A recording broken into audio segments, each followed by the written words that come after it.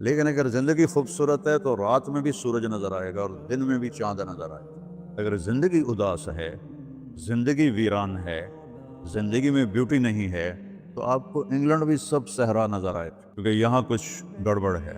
اگر اپنی زندگی کو بیوٹیفل، خوبصورت، پیسفل بنانا چاہتے ہو، قیامت کے دن پوری قیامت کے انسان ایسا عمل ان کے پاس نہیں ہوگا جو میں تمہیں دو باتیں بتانے لگا ہوں، اور ان کا اتنا بڑا وزن ہے کہ کسی بڑے سے بڑی نیکی کا وزن بھی اس کے برابر نہیں ہوگا۔ لیکن بیٹا میری اس سنت کو پورا کرتے ہوئے تیرے پسینے نکلیں گے، ساری زندگی کرنا پڑے گا، بس اپنے من میں ڈوب کر پا جا سراغ زندگی۔ تو اگر میرا نہیں بنتا نہ بن، اپنا تو بن۔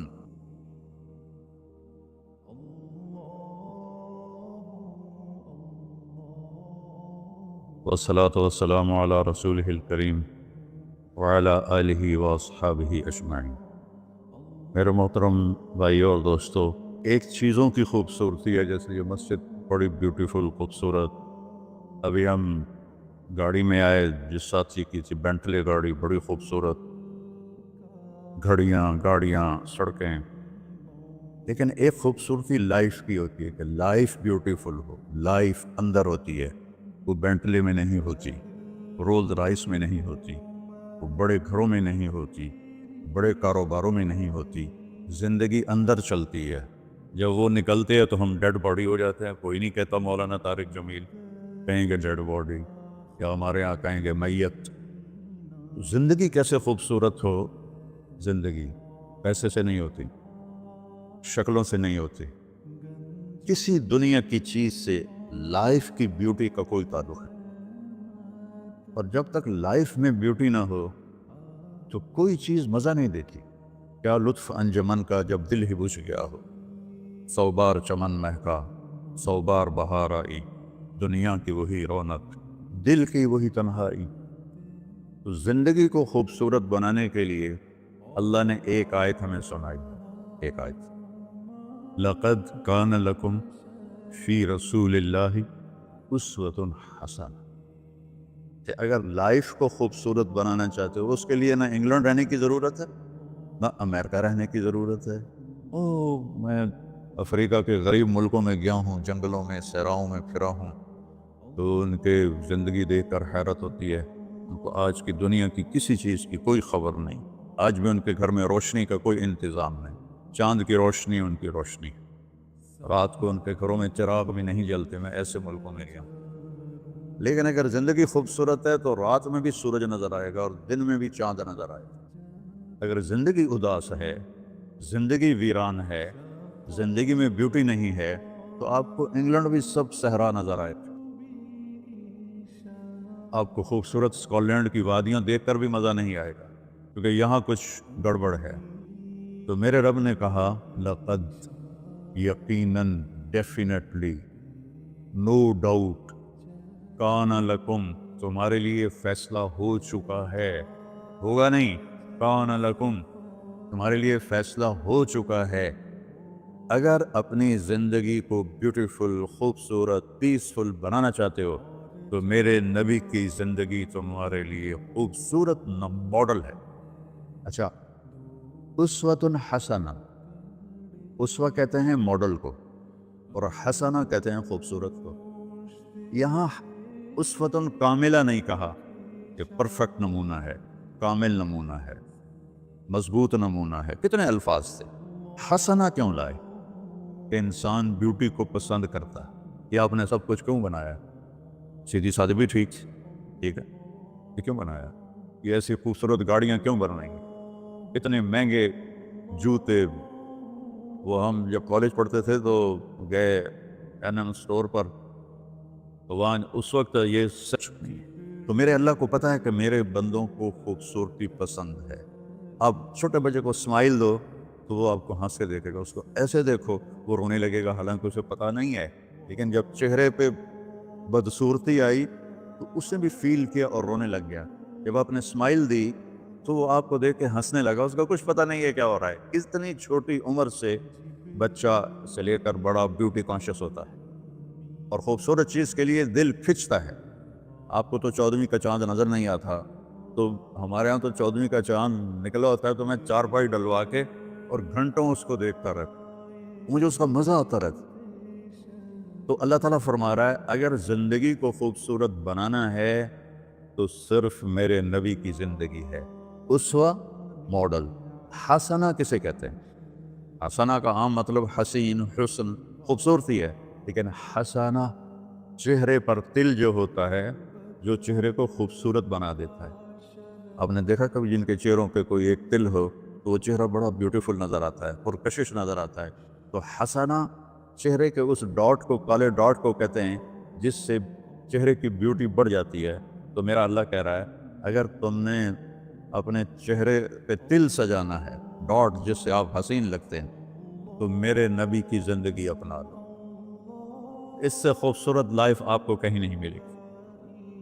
وہ خوبصورتی اگر مجھے مل گئی، آپ کو مل گئی، تو آپ کی دنیا بھی بن گئی، آخرت بھی بن گئی۔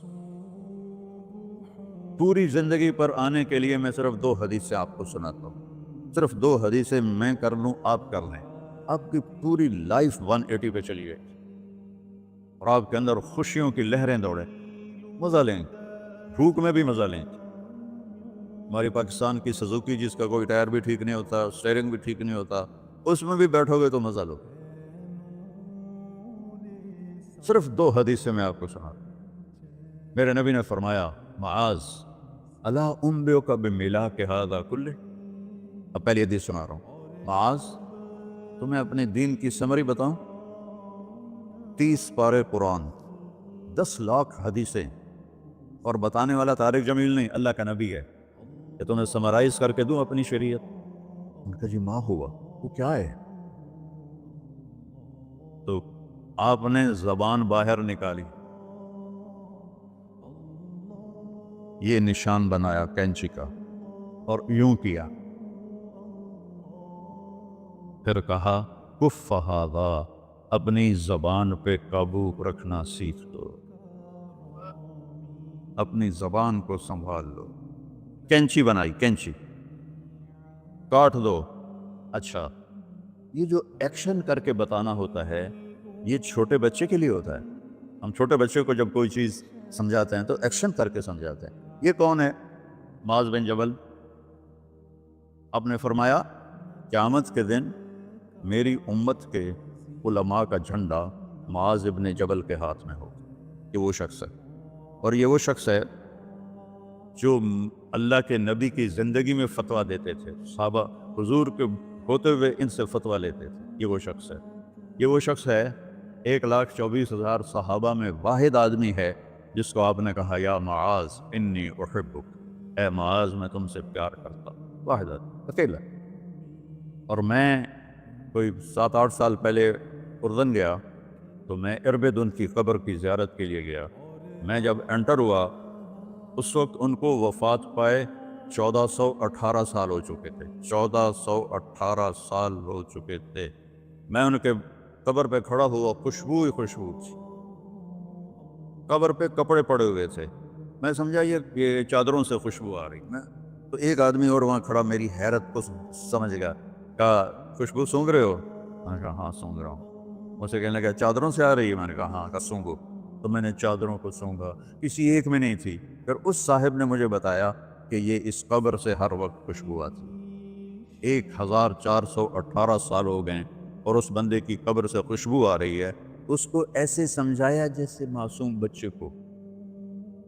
ایسا کیوں کیا؟ کہ یہ مشکل ترین کام ہے۔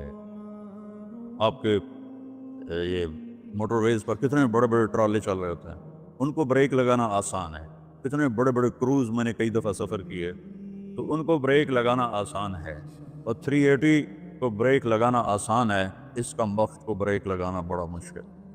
اللہ نے اس پر 32 تالے لگائے، 32 دان، اس کے اندر رکھ، اس کو اندر، اوپر مین گیٹ لگایا، اسے بند کر کے رکھ، اور فرمایا من کان یؤمن باللہ والیوم الآخر فلیقل خیرا او لیصمت، جو آخرت پر اور اللہ پر ایمان رکھتا ہے وہ اچھی بات کرے، اور اگر زبان پہ کوئی غلط آنے لگے تو خاموش ہو جائے۔ غیبت، بیک بائٹنگ، ٹونٹنگ، طنز، الزام، گالیاں، ہمارے یہاں تو گالیاں بھی بڑی سپر کلاس گالیاں ہوتی، تو اس سے اللہ اکبر کا کیا مطلب ہے؟ ہمارے یہاں تو گالیاں بھی ایسی نکالتے ہیں کہ شیطان بھی کانپ اٹھتا ہے، تو اس کو روک لو۔ یہ ایک حدیث آپ کے لیے پورے، اور آپ نے کیا کہا؟ یہ میرا پورا دین کی خلاصہ ہے، سمری ہے پورے دین کی، زبان کی حفاظت۔ آپ نے ابو ذر سے کہا، ابو ذر تمہیں دو باتیں بتاتا ہوں، قیامت کے دن پوری قیامت کے انسان ایسا عمل ان کے پاس نہیں ہوگا جو میں تمہیں دو باتیں بتانے لگا، اور ان کا اتنا بڑا وزن ہے کہ کسی بڑے سے بڑی نیکی کا وزن بھی اس کے برابر نہیں ہوگا۔ تو ابو ذر نے پوچھا جی کیا ہے؟ فرمایا ایک اچھے اخلاق اور ایک زبان کی حفاظت۔ ابو ذر مہینہ مہینہ کسی سے بات نہیں کرتے تھے، پورا پورا مہینہ گزر جاتا تھا کسی سے بات نہیں کرتے تھے کہ زبان سے کوئی غلط بول نہ نکلے۔ یہاں گھروں میں لڑائیاں کیوں ہیں؟ زبان کا بول ہے۔ یہاں بچوں کی طلاقیں کیوں ہو رہی ہیں؟ زبان کا غلط بول ہے۔ ماں باپ کیوں ہرٹ ہو رہے ہیں؟ اولاد کی بدتمیزی اور زبان کا بول ہے۔ زبان کا بول سینہ کاٹ کے رکھ دیتا ہے۔ ہمارے پاکستان میں نا بسوں کے پیچھے عجیب عجیب جملے لکھے ہوتے ہیں۔ تو چکور ایک پرندہ ہے، میں نے زامبیا میں دیکھا، جنگل میں مجھے انہوں نے دکھایا، بڑی خوبصورت چال چلتا ہے ایسے، بڑا مست ہو کے۔ تو جب کوئی نئی بس ہوتی ہے تو اس کے پیچھے لکھا ہوتا ہے ویٹ ڈور چکوری دی، تو چکوری کی چال دیکھو، بس کو چکوری بنا دیا اور چکوری جا رہی۔ جب پرانی ہوتی ہے تو لکھا ہوتا ہے ہارن دے کر پاس کرے، جب تھوڑی اور پرانی ہوتی ہے تو لکھا ہوتا ہے یا پاس کر یا برداشت کر، اور جب وہ اور پرانی ہوتی ہے تو اس کے پیچھے ایک ملنگ بنا ہوتا ہے، لکھا ہوتا ہے نا چھیڑ ملنگا۔ یہ تو فضولیات ہیں، اب میں اصل بتاتا ہوں۔ تو میں سفر میں تھا اور پڑھ رہا تھا، تو میں پڑھتے پڑھتے تھک گیا، میں نے کتاب بند کی، تو ہم ایک بس کو کراس کر رہے تھے، تو اس کے پیچھے ایک جملہ لکھا تھا، وہ آپ کو سنا، لکھا ہوا تھا دل، اس کے آگے لکھا تھا برائے فروخت، for sale, heart for sale, نیچے لکھا تھا قیمت، آگے لکھا تھا ایک میٹھا بول، ایک میٹھا بول۔ اور میٹھے بول پر اپنے ماں باپ کے دل خرید سکتے ہیں، بھائیوں کے بہنوں کے خرید سکتے ہیں، بیگم کے خرید سکتے ہیں، بیگم خامند کا خرید سکتی ہے، بچوں کا دل آپ خرید سکتے ہیں، بچے ماں باپ کا دل خرید سکتے ہیں۔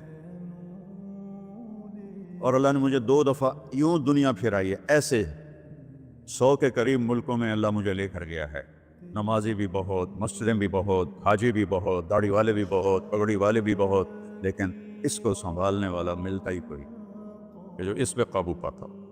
آپ کی لائف بیوٹیفل نہ ہو تو مجھے کان پکڑا دے، کیوں کہ میں نبی کے وعدے کے اوپر بات کر رہا ہوں۔ تو معاذ کہنے لگے یا رسول اللہ زبان کے بول پر بھی پکڑ ہوگی؟ میں کہا تیرا بھلا ہو جائے، سب سے زیادہ جہنم میں گرانے والی زبان ہوگی، زبان ہوگی۔ ایک حدیث ایک اور سناتا ہوں مختصر کر کے، کیونکہ 20 منٹ پر مجھے بات ختم کرنا۔ آپ نے کہا انس میرے بیٹے، میری ایک بہت گریٹ سنت ہے، گریٹ، یہ لفظ پوری حدیث میں کہیں نہیں سوائے اس ایک جگہ، میری ایک بہت گریٹ سنت ہے، بہت، یہ داڑھی بھی سنت ہے، یہ پگڑی بھی سنت ہے، یہ سفید، میں سفید لباس اس لیے پہنتا ہوں میرے نبی کو پسند تھا، میں کوئی کلر والا نہیں پہنتا، سنت ہے، لیکن گریٹ سنت، گریٹ سنت صرف ایک جگہ پر ہے جو میں ابھی آپ کو بتانے لگا ہوں۔ میرے بیٹے انس، میری ایک گریٹسٹ سنت ہے، اگر تو نے اس کو پورا کر دیا تو جنت میں نہیں جائے گا، جنت میں میرا نیبر بن جائے گا۔ تو جنت تو بہت چھوٹی چیز ہے نبی کے نیبر کے سامنے، تو میرا نیبر بن جائے گا۔ پتہ ہے آپ کو کہ بڑی چیز کی قیمت بھی بڑی ہوتی ہے۔ تو پھر کہا بیٹا اس سنت کو کرتے ہوئے تجھے تھکنا پڑے گا، تو تھکے گا، اور ساری زندگی تمہیں کوشش کرنی داڑھی تو ایک دفعہ رکھ لی ہے، اب تیل لگا لیا، تھوڑا ٹرم کر لیا، لیکن بیٹا میری اس سنت کو پورا کرتے ہوئے تیرے پسینے نکلیں گے، ساری زندگی کرنا پڑے گا۔ یا بنی ان استطعت او قال ان قدرت ان تصبح وتمسي وليس في قلبك غش لأحد فافعل، ثم قال يا بني وذلك من سنتي فمن احب سنتي فقد احبني ومن احبني كان معي في الجنة۔ میرے بیٹے زور لگے گا، صبح شام تھکو گے، کیا کرنا یا رسول اللہ؟ کہ اس دل میں سب کی نفرت نکال دو۔ مسلم نہیں کہا، مسلم نہیں کہا، کہ اس دل سے مسلم کی نفرت نکال دو، کہ اس دل سے صد کی نفرت نکال دو۔